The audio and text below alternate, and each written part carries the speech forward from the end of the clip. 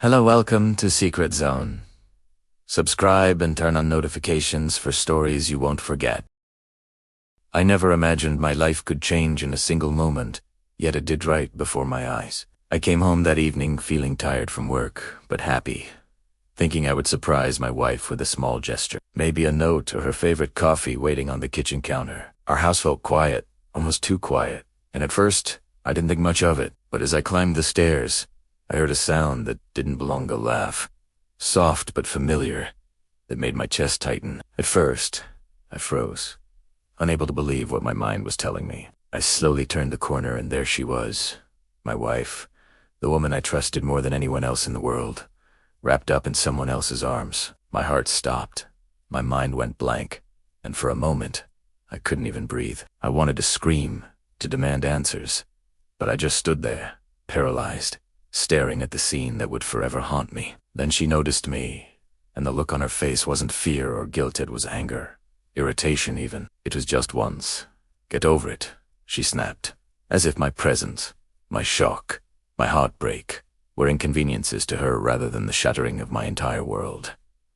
I couldn't believe it. I had walked into my own home and found my life unraveling in front of me, and she had the audacity to treat it like nothing. My mind raced, trying to process how this could happen, how someone I loved, someone I shared my life with, could betray me so openly.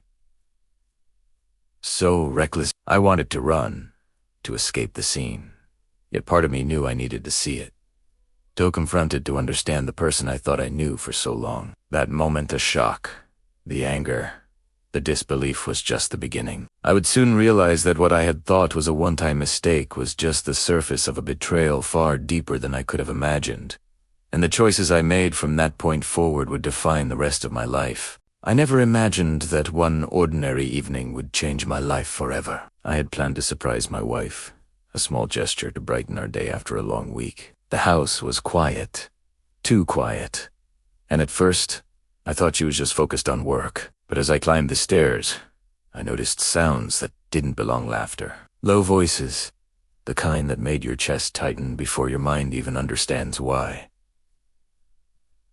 My stomach dropped. I froze for a moment, hoping I was imagining it, hoping it was just some harmless noise. But as I turned the corner toward our bedroom, the truth hit me like a freight train. She was there, my wife, wrapped up in the arms of someone I had trusted as a friend for years. My mind went blank, my heart pounding in a way that felt like it might burst.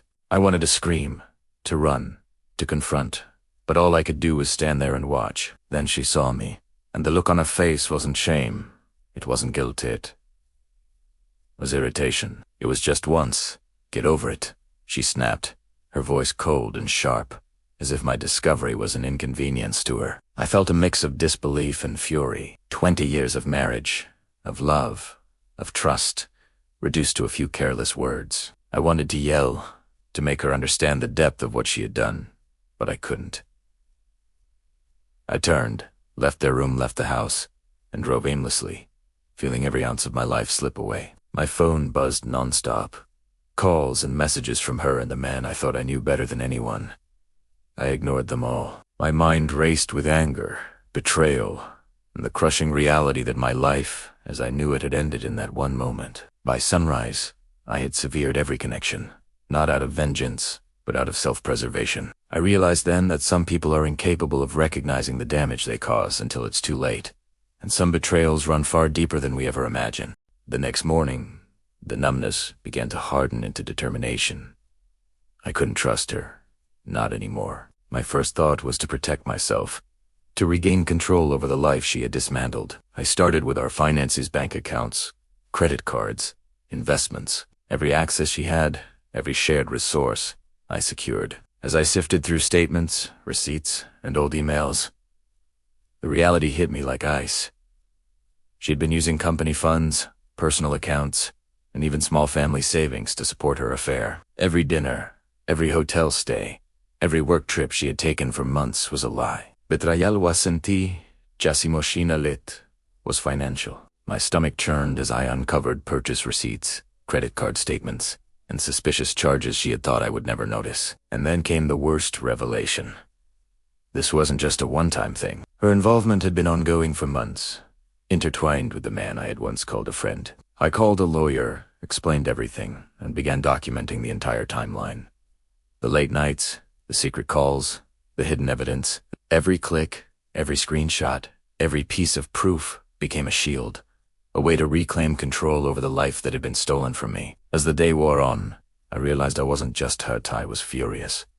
But this anger was measured, calculated. I wasn't going to let her actions destroy me. I needed to be smarter, to be strong. For the first time, the betrayal was no longer just personal, it was a call to action. I had to make sure that this deception didn't go unpunished, that the consequences of her choices, and the man's choices, were real and undeniable. What I hadn't expected, however, was the ripple effect this betrayal would have not just on me, but on everyone connected, including innocent people who had no idea they were caught in the middle of this storm. As I pieced everything together, the enormity of the situation became clear. This wasn't just about a marriage ending, it was about deception that spread beyond our home. The man she had been seeing was married. His wife was pregnant, unaware of the betrayal happening right under her nose. I realized that uncovering the truth wasn't just about personal closure, it was about protecting others from being blindsided the way I had been. I reached out to her, to the innocent party, and provided evidence.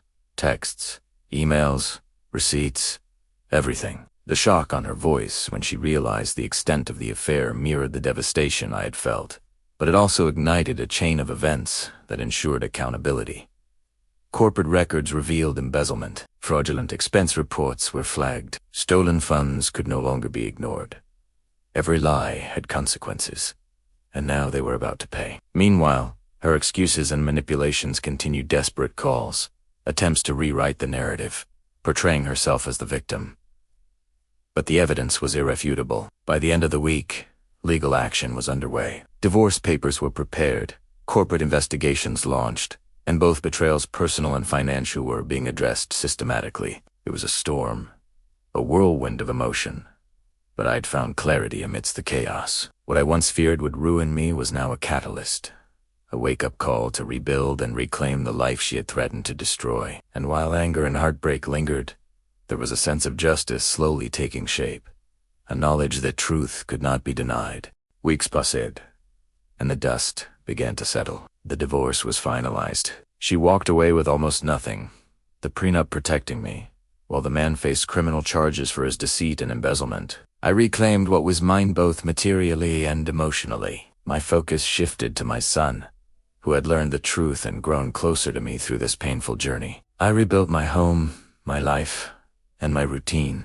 Each day a small victory over betrayal. The business recovered, new partners joined, and my reputation remained intact because I refused to let manipulation or greed define my future. The lessons were harsh but undeniable. Trust must be earned, loyalty cannot be forced, and sometimes losing everything is the first step to finding what truly matters. The sapphire ring, once a symbol of love and betrayal, now sat safely in a box, a reminder of what was lost and what was learned. And as I looked toward the future, I felt stronger, clearer, ready for life on my terms. The pain of betrayal had revealed my resilience, the strength of my relationships, and the power of taking control of the story I refused to let anyone else write. Looking back, I realized that betrayal isn't just about a moment, it's about choices, consequences, and the courage to face the truth, no matter how painful it is. What I went through could have destroyed me, but instead, it became the wake-up call I desperately needed. I learned that love, trust, and loyalty are precious, but they are also fragile, and we must protect them fiercely. I reclaimed my life, my dignity, and my peace, not through revenge, but through clarity,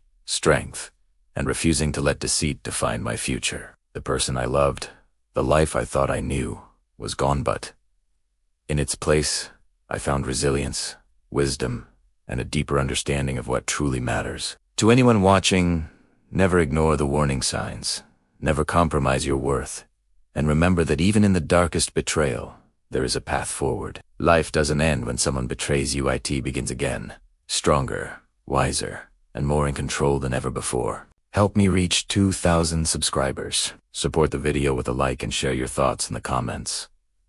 I read every message. Take care, and see you in the next video.